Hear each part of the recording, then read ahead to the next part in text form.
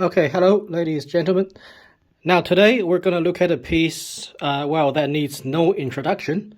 And this is the All-Clad D3 12-inch fry pan. Right, you got All-Clad, Metal Crafters, stainless 12-inch.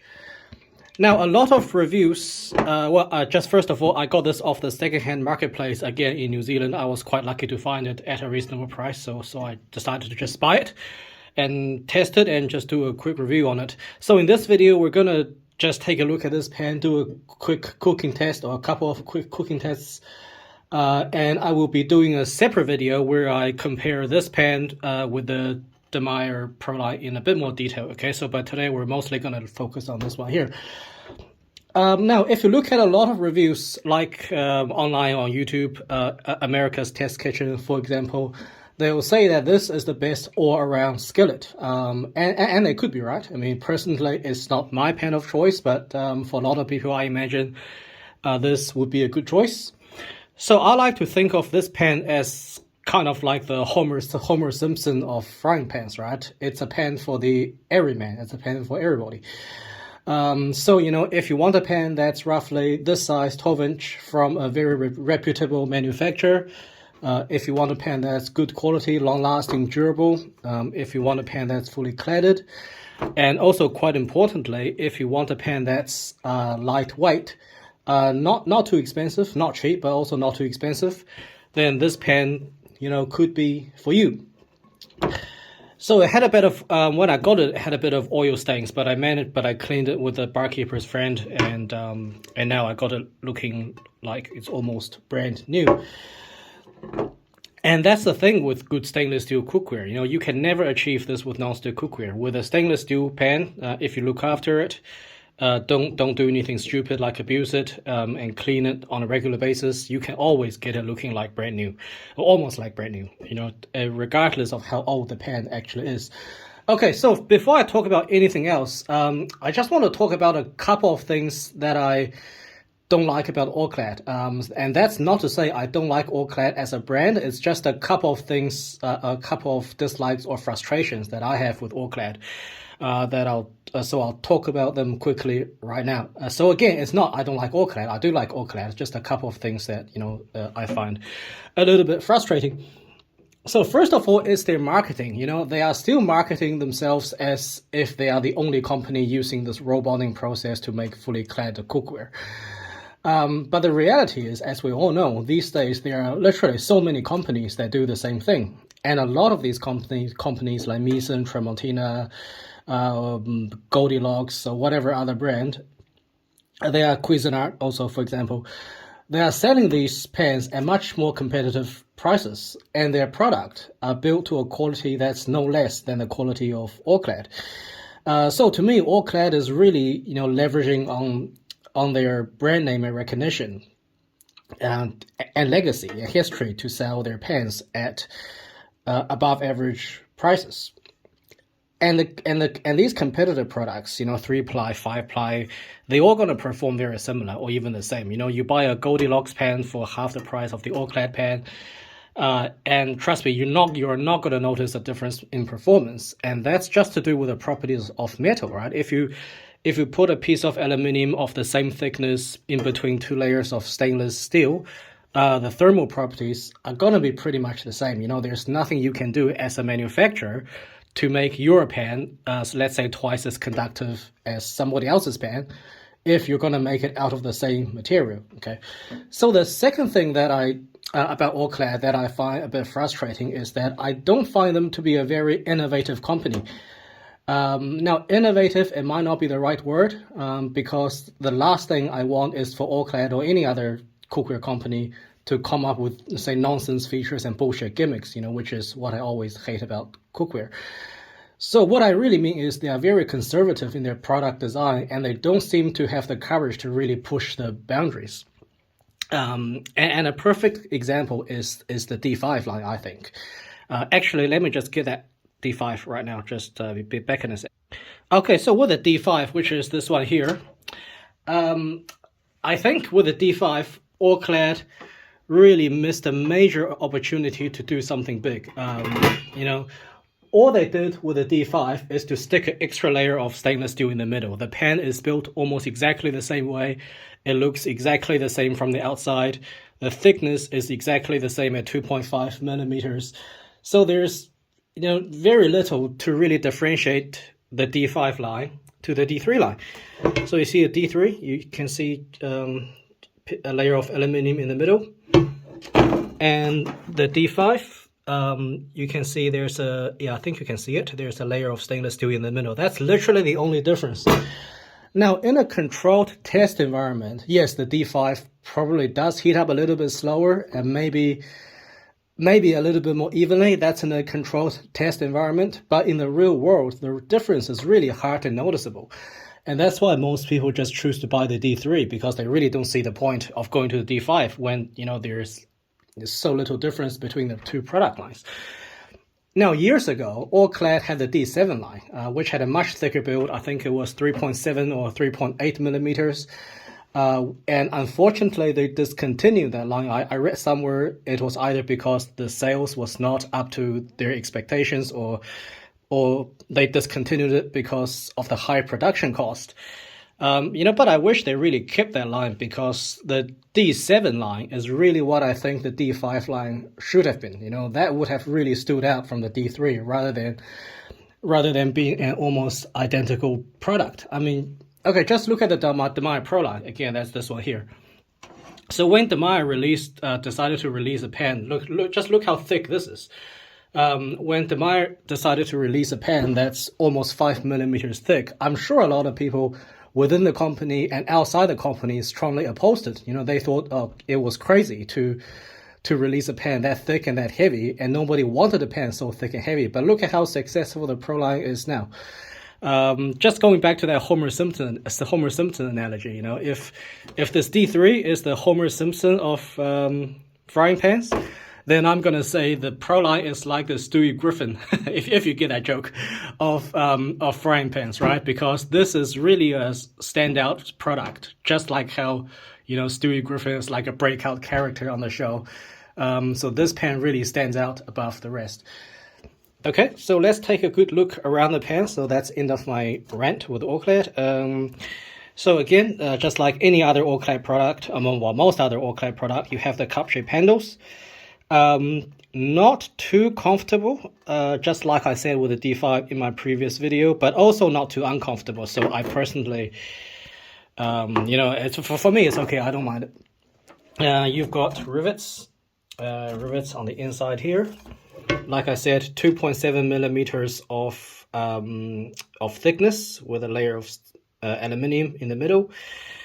And what else you got? And well, this is it's a 12-inch 3-ply pen, so there's nothing that's really exciting about it, I guess. Okay, now let's talk about pricing. If you're going to buy outside of US or Canada, it's probably going to be very expensive. That's because All-Clad is not really represented outside of North America, as far as I know. Amazon may be your best choice, but the price is, especially with the shipping, is going to be quite a lot higher than what you would pay in the US. Now, in the US, this pen from All-Clad website retails for $199 US without the lid. But the funny thing is, if you get it with the lid, it's only $129. So obviously, then get it with the lid. So I don't quite understand the pricing strategy there. But in North America, especially in the US, there are so many retailers. There are so many retailers where you can get good prices from. But I don't live in the US, so you know better than I do if you live in the US. Okay, so that's for pricing. Okay, now let's quickly do the build and the specifications. So 3-layer tri-ply construction, stainless steel, aluminium stainless steel, thickness of 2.7 millimeters. Now, official size 12 inches, which is 30 centimeters, and you get a top edge-to-edge diameter of 31.5, and the bottom flat diameter is 23 centimeters, okay? So the weight is 1.25 kilograms, approximately. Now, that is the overall specifications. Okay, so now let's move on to a couple of cooking test experiments. So we did, I did 2 cooking tests. The first one, I cooked a steak. The second one, I cooked some lamb chops. Now I heated the pan slowly. This is to try to maximize the evenness of the temperature of the heat distribution and also to prevent warping. Now that's especially important if the burner is quite a bit smaller than the bottom of your pan. Now, as I was heating the pan up, I noticed that the center of the pan, this area, it became slightly raised, and the oil started flowing outwards like this towards the sides. Now, here's a clip so you can see it happening if you look carefully. Now, this didn't surprise me at all. I knew this was highly likely to happen, especially when you have a larger pan and a smaller hob. Now, this also happened with the Demeyere Industry 5 that I tested, I think, a couple of years ago. So that was actually an even bigger pan. And I got exactly the same effect. The oil started flowing out towards the side. Now, you got to be careful with this, okay? Because you have to keep tilting the pan like this so you get oil flowing all over the surface. Because if you're not careful and you leave it for too long, what happens is that this center, it can turn black very quickly from the oil burning because all the oil has gone to the sides and there's very little oil left in the center, and then it burns and you get a big black spot in the center right here. Okay, so just be careful with that. Now, onto the actual cooking tests. I was a little bit disappointed overall, I have to say, to be honest with you. But I don't blame that entirely on the pan, okay? So I blame it 50% on the pan for not having that much thermal mass, and the other 50% on my burner, which is definitely undersized for the pan. So first of all, let's look at the steak. So I heated the pan to, I think, just above 200 degrees.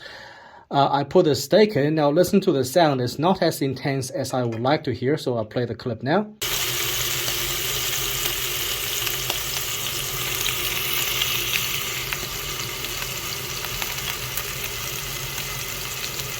Now, after a few minutes, I turned it over. So let's have a look at the sear.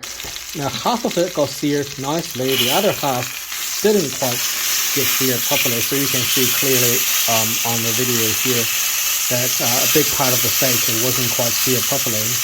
So now a few minutes on the other side, and let's have a look. Unfortunately, on this side, there's not that much sear at all. Definitely much less than the first side. Okay, so second, I did some lamb chops. So these are called lamb cutlets or lamb chops, whatever name you want to call it. So in total, I did 5 lamb chops. They go in the pan. Again, listen to the sound, not as intense as I would like to hear.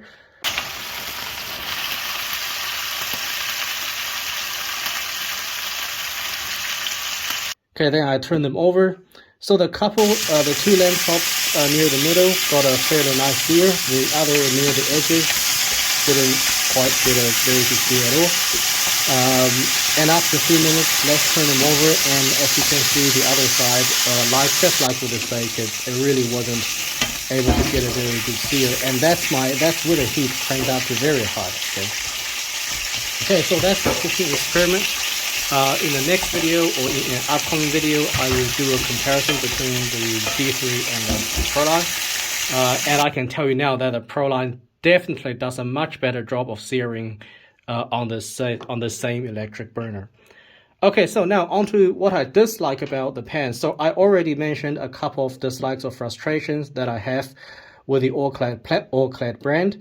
But in regards to this actual pan, look, the only thing I really dislike about it is, I guess just with many other tri-ply pans, is that I would like to see it to have a bit more thermal mass. Okay, so I mean, this works with a lot of people. For a lot of people rather, if you got a bigger electric burner, or if you got a gas burner, then something like this can work very well for you. But I just think that in my personal case, I would like to see it to have a little bit more thermal mass. Okay, so that's kind of really the only thing that I can pick out with this pan. Now let's do a quick comparison with the Proline. Again, like I just said, I'll be doing a video comparing the All-Clad to the Proline in more detail. But let's just do a quick one here. So the D3 is really for someone who, let's say, wants a Toyota Camry equivalent of frying pans, whereas the Proline is definitely someone it's for someone who wants, let's say, a Lexus of frying pans. Just to use that analogy. So look, if you look at the construction of the Proline, you know, and then you look at the construction of the D3. The Proline is just on another level. You know, I'm just being perfectly honest about it. I think, you know, I'm not trying to sugarcoat anything. The Proline is 4.8, almost 5 millimeters thick versus 2.7 millimeters on the D3. The Proline weighs, this is the 11-inch Proline, by the way, okay? So officially, it's actually smaller than the 12-inch here. But this Proline, it weighs 2.35 kilograms versus the 1.25 kilogram here. So that's almost double the weight. And if you look at the size, with a 12-inch D3, you get 30 and 31.5 centimeters top to top edge to edge diameter. With a Proline, you get 30.5. So it's just a tiny little bit smaller, comparing the top edge to top edge. But if you look at the bottom surface diameter of the Proline and the bottom surface diameter of the All-Clad, they are actually almost identical, so approximately 23.5 centimeters. Okay. So finally, let's finish this video by having a look at you know, should you buy the All-Clad D3? So look, in terms of the performance, it wasn't quite as good as I hoped for, but like I just said, on a larger electric burner, on a gas cooktop, I certainly would expect the pan to perform better, so don't use that as a reason to not buy this pan. And again, like I said, if you want a good solid product from a reputable brand that's not too heavy, then the D3 could be for you, okay? But if you live outside the US, then I guess, you know, definitely look at the other options, because All-Clad is not a brand that's very well represented outside of US or North America, as far as I can tell. So definitely look at some of the more cost-effective options that still gives you the same performance. Now, just look, I mean, just for myself, this will not be my personal choice. Like I said, I prefer something with a little bit more thermal mass. But I can also see why that this pan is a good choice for a lot of people. Okay, so yeah, that's it for this video, and catch you in the next one.